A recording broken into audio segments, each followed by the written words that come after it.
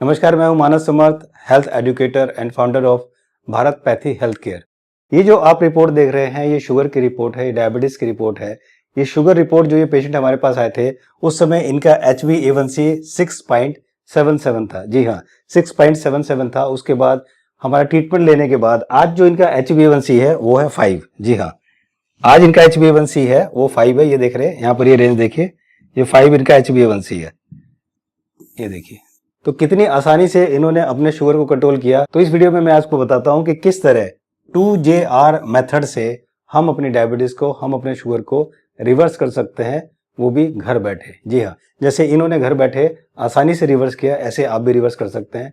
याद रखिए कि डायबिटीज, शुगर एक बहुत ही खतरनाक बीमारी है। रीजन ये कि ये साइलेंट किलर की तरह ही है। ये पता नहीं चलता, लेकिन किडनी खराब हो जाती है, हार्ट खराब हो जाता है। और जितने भी आजकल किडनी पेशेंट जो भर्ती हो रहे हैं, जितने भी किडनी पेशेंट बन रहे हैं, वो सब इसी वजह से हैं, क्योंकि उनको गलत नॉलेज है। और गलत नॉलेज की वजह से, ट्रीटमेंट की वजह से नहीं, खाने की वजह से नहीं, गलत नॉलेज की वजह से। ये मैं आपको आने वाले वीडियो में बताऊंगा। बहुत सारे पेशेंट हमारे पास आते हैं जो कि सालों से कोई ट्रीटमेंट नहीं ले रहे हैं, कोई कुछ करने नहीं कर रहे हैं, उनका शुगर बढ़ा हुआ है, उनका बीपी बढ़ा हुआ है। वो ध्यान ही ज्यादा नहीं दे रहे हैं, क्योंकि उनको, उनकी नॉलेज में है कि अगर 250 तक शुगर हो तो कोई प्रॉब्लम नहीं, अगर 140 और 90 तक भी, 100 तक भी अगर बीपी होता तो कोई प्रॉब्लम नहीं। और इसी वजह से वो सारे के सारे शुगर के पेशेंट बने हैं। मैं आने वाली और वीडियोस में मैं आपको विद एविडेंस और सारी चीज बताऊंगा कि क्या एविडेंस है, और रिसर्च पेपर सारे आपके सामने लेकर आऊंगा कि किस तरह से ये प्रॉब्लम होती है। तो चलिए शुरू करते हैं कि कौन से वो 7 पॉइंट हैं जिनसे आप आसानी से अपनी शुगर को रिवर्स कर सकते हैं। पहला, सबसे पहले आपको ये पता होना चाहिए कि शुगर की सही रेंज क्या है। इसकी रेंज है, फास्टिंग आपकी 100 तक होनी चाहिए, और आपका पीपी यानी खाने के 2 घंटे बाद आपका जो है 140-140 होना चाहिए। अगर ये इससे ज्यादा होता है, अगर आपका HbA1c 5.7 से ज्यादा होता है, या आपका फास्टिंग शुगर जो है वो 100 से ज्यादा होता है, आपका पीपी शुगर 140 से ज्यादा होता है, तो आप समझ जाइए कि आपका नर्व सिस्टम डैमेज होना शुरू हो गया है। आप देखते हैं जैसे आपकी शुगर थोड़ी सी बढ़ती है, आपके पैरों में जलन, टिकलिंग होने लगती है, झंझनाहट, चुभन सी होने लगती है। ये सब नर्वस सिस्टम, सबसे पहले फास्टिंग 100 से ऊपर जाता है, पीपी 140 से ऊपर होता है, सबसे पहले हमारा नर्वस सिस्टम डैमेज होना शुरू हो जाता है। इसका रिसर्च पेपर, इसका एविडेंस नीचे डिस्क्रिप्शन में दे दिया है, आप उसे पढ़ लीजिएगा। तो ये जो है इसके डिटेल मैंने दे दिया है। तो सबसे पहले आप ये ध्यान रखिए कि अगर आपको अपनी डायबिटीज ठीक करनी है तो आपको इस रेंज में लाना है। फास्टिंग 100 तक होनी चाहिए, 100 से नीचे, पीपी आपका 140 से नीचे होना चाहिए, HbA1c आपका 5.7 से नीचे होना चाहिए। ये आपका नॉर्मल रेंज है। तो सबसे पहले तो आपको ये पता होना चाहिए कि इसकी रेंज क्या है। तो ये पहला है। दूसरे पे आते हैं। दूसरा है कॉन्स्टिपेशन। रिसर्च बताता है, स्टडी बता दी है, जिसका लिंक मैंने नीचे दे दिया है, आप इसे पढ़िएगा, कि 60% से ज्यादा लोगों में जो डायबिटीज के, उनमें कॉन्स्टिपेशन की समस्या होती है। उसका रीजन ये है कि जैसे मैंने आपको बताया कि जब आपका फास्टिंग 100 से ऊपर और पीपी 140 से ऊपर जाता है, तो आपका नर्वस सिस्टम डैमेज होना शुरू हो जाता है। और ये जो नर्व सिस्टम डैमेज होता है, जिसको न्यूरोपैथी भी बोलते हैं, तो हमारा डाइजेस्टिव ट्रैक्ट होता है, डाइजेस्टिव जो ट्रैक्ट होता है वो भी डैमेज होना शुरू हो जाता है। इसका लिंक पेपर का मैंने नीचे दे दिया है, आप उसे पढ़िएगा। इस पर भी बहुत अच्छी स्टडी है कि किस तरह से वो डैमेज होता है। तो जब ये डैमेज होने लगता है तो कॉन्स्टिपेशन होती ही होती है। तो सबसे पहले हमारे पास जो भी पेशेंट आता है, हम जिसका ट्रीटमेंट करते हैं, सबसे पहले हम उसके कॉन्स्टिपेशन को ठीक करना शुरू करते हैं। कॉन्स्टिपेशन और शुगर दोनों ठीक साथ साथ चलता है, और जैसे ही वो ठीक होने लगता है, ये दोनों समस्याएं धीरे धीरे धीरे धीरे ठीक होने लगती हैं। तो ध्यान दीजिए, अगर आपका कॉन्स्टिपेशन है तो आपका शुगर ठीक नहीं हो सकता। तो कॉन्स्टिपेशन पे सबसे ज्यादा आपको ध्यान देना है। तीसरा, आपको ध्यान देना है एक्सरसाइज पे। डेली आपको फिजिकल एक्टिविटी जरूर करना है, डेली आपको वॉक जरूर करना है। केवल वॉक करना है, ज्यादा दौड़ना भागने की भी जरूरत नहीं। वॉक भी अगर आप करेंगे तो आप बहुत आसानी से शुगर को कंट्रोल कर पाएंगे। हमारे पास जितने पेशेंट आते हैं बहुत तेजी से और बहुत आसानी से शुगर को कंट्रोल करते हैं। कितने सारे मैंने आपको टेस्टिमोनियल दिखाए हैं, ये आज भी मैंने आपको दिखाया है। देखिए क्या होता है कि आपको वॉक जो है कम से कम 1.25 से 1.5 घंटा डेली करना चाहिए। होता ही है कि जो हमारा बॉडी में 5 लीटर ब्लड होता है, इस 5 लीटर ब्लड में 5 ग्राम जो है वो शुगर होती है। तो अगर हम 15 मिनट जब वॉक करते हैं तो हमारी 1 ग्राम शुगर जो है बर्न होती है। 15 मिनट में 1 ग्राम शुगर बर्न होती है। तो अगर हमें 5 ग्राम शुगर बर्न करना है तो समझिए हमें कम से कम 1.25 घंटा हमें कंटिन्यूस वॉक करना है। जब हम 1.25 घंटा वॉक करेंगे तो हमारा जो है ये शुगर बर्न हो जाएगा। उसके बाद जब एनर्जी के लिए और शुगर की जरूरत पड़ेगी तो हमारी बॉडी में जो भी एक्स्ट्रा शुगर है, जो एक्स्ट्रा फैट है, वो फैट और शुगर वो सब बॉडी लेना शुरू कर देती है एनर्जी के लिए। तो इस तरह से अगर बॉडी में एक्स्ट्रा शुगर है, फैट है, तो वो भी सब यहाँ पर कंज्यूम हो जाता है, तो उसकी भी परेशानी आपकी खत्म हो जाती है। फोर्थ की अगर हम बात करते हैं तो वो है बॉडी का सर्केडियन रिदम।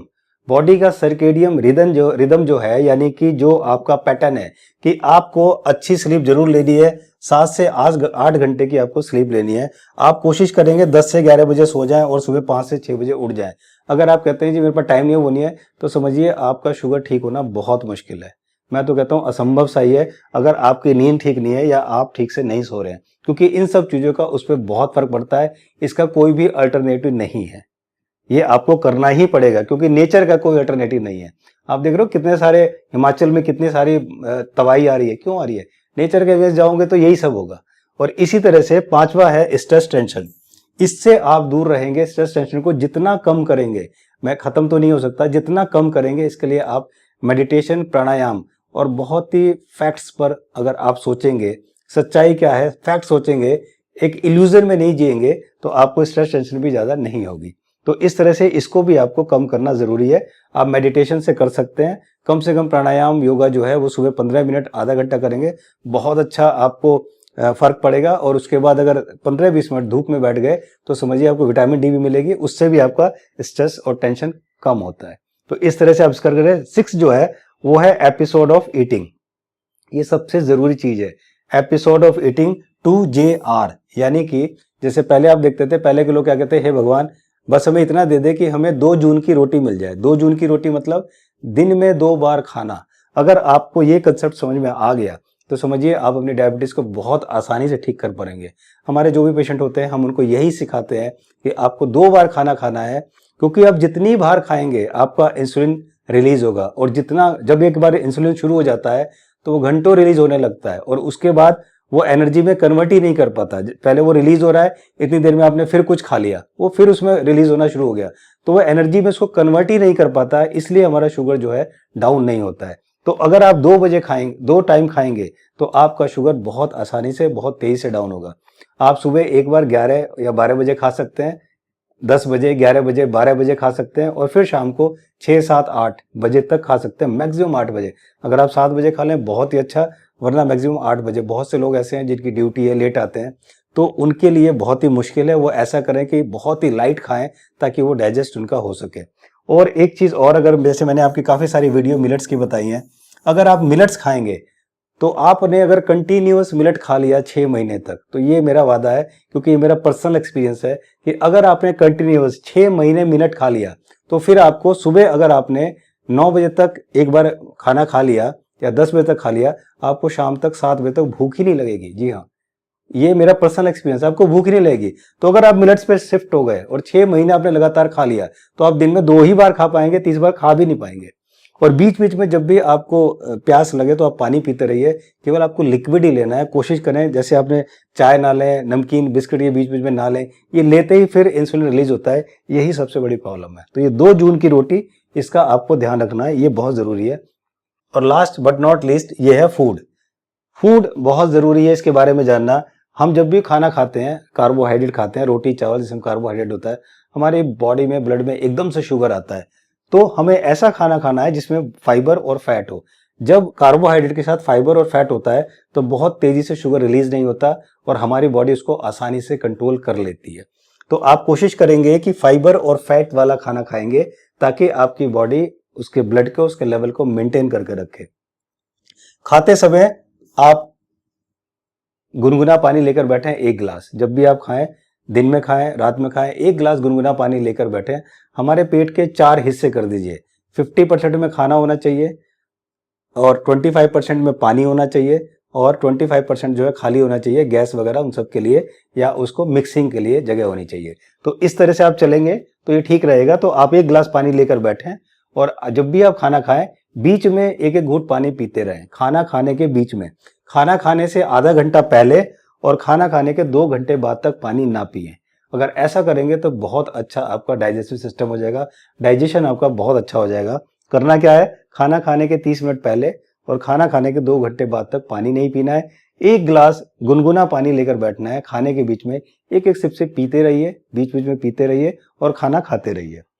चौथा, आपको अवॉइड क्या करना है, अवॉइड करना है आपको डेयरी प्रोडक्ट, दूध या दूध से बनी हुई चीजें, पैक्ड फूड, टी, कॉफी, इसको अवॉइड करें, जितना ज़्यादा कर सकते हैं उतना बहुत अच्छा है।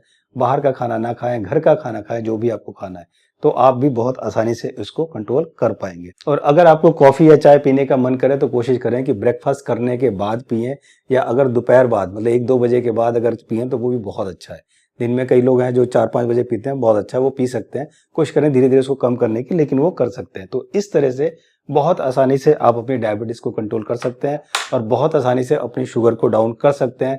जिस तरह से हमारे साथ मिलकर, भारत पैथी हेल्थ केयर के साथ मिलकर हज़ारों पेशेंट ने बहुत आसानी से ठीक कर लेते हैं। इसमें कोई बहुत बड़ा रॉकेट साइंस नहीं है, आसानी से ठीक कर लेते हैं। लेकिन हाँ, आपको नॉलेज प्रॉपर होनी चाहिए। मुझे उम्मीद है कि वीडियो आपको अच्छी लगी होगी। वीडियो को लाइक शेयर जरूर करें। चैनल पर अगर आप नए हैं तो सब्सक्राइब जरूर करें, बेल आइकन को दबाकर, ताकि वीडियो आपको आने वाली मिल सके। और हाँ, अगर आपके कोई कंफ्यूजन है, बहुत सारी प्रॉब्लम्स हैं, तो वो आप कमेंट सेक्शन में जाकर लिख सकते हैं। और जैसे मैंने आपको बताया कि मेरी आने वाली वीडियो में बहुत सारे कंफ्यूजन आपको दूर करूंगा। ऐसे कंफ्यूजन की 250 तक शुगर कुछ नहीं होती, या 140, 50, 90 तक ब्लड प्रेशर कुछ नहीं होता। यही रीजन है कि लोग किडनी पेशेंट बन रहे हैं। ये सब with evidences, with all the scientific evidences, with research paper आपको मिलेंगे, ताकि आप इसको सच को जान सकें और अपने आप को, अपनी फैमिली को स्वस्थ रख सकें। Thank you so much for watching this video. जल्दी मिलता हूं, तब तक नमस्कार।